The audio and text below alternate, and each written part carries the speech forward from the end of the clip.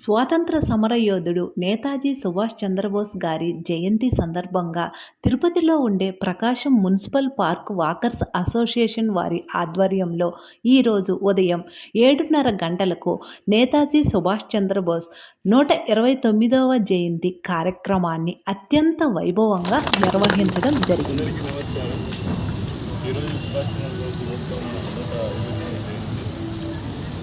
ఆయన జయంతిని మనం గుర్తించుకోవడం స్మరించుకోవడం అనేది మనందరి జీవితంలో ఒక భాగం కావాలని ఎందుకంటే స్వతంత్ర భారతదేశం ఈరోజు మనం స్వేచ్ఛ వాయువులను పీలుస్తున్నామంటే ఎంతోమంది మహానుభావులు వాళ్ళ జీవితాలను త్యాగం చేసి సర్వస్వాన్ని దారి చేసి ఆర్థికతలో కష్టపడి సంపాదించిన స్వాతంత్రంలో భాగంగా సుభాష్ చంద్రబోస్ చేసిన పోరాటం అనేది ప్రత్యేకమైనది.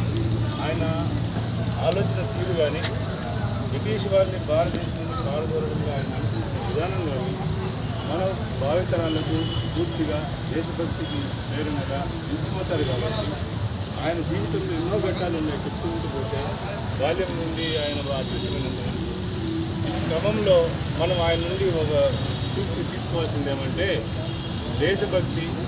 దేశభక్తికి లేదన్నటువంటిది ఆయన జీవితాంతం అంతా పోరాడి నిరూపించారు. ఆ క్రమంలో కొన్ని ఆలోచన విధానాలు మనం ముందుపెట్టి వెళ్ళారు. అదేమంటే భారతదేశం స్వతంత్రమైన తర్వాత ప్రజలు ఎలా ఉండాలి, వాళ్ళకి ఎలాంటి హక్కులు ఉండాలి, వాళ్ళు ఏ విధంగా బతకాలనేటువంటి ఒక కళని ఆయన ఏదైతే కన్నారో అది ఈ విధంగా కూడా మనం అదనంగా అలాగే మిగిలిపోయి ఉన్నది.